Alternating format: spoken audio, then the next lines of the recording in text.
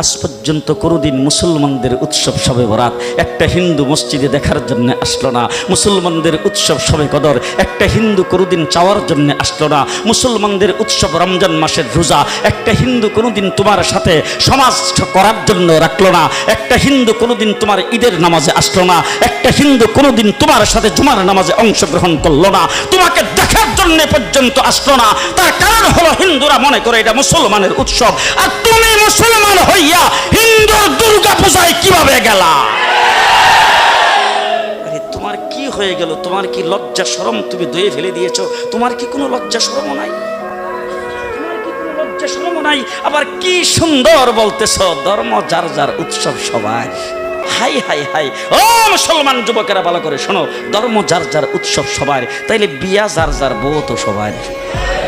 জি, বিয়ে যার যার বউ সবার, পুষ্কুনি যার যার মাছ সবার, গাছ যার যার ফল সবার, ক্ষেত যার যার ফসল সবার, দোকান যার যার মাল সবার। কথা বলেন না কেন?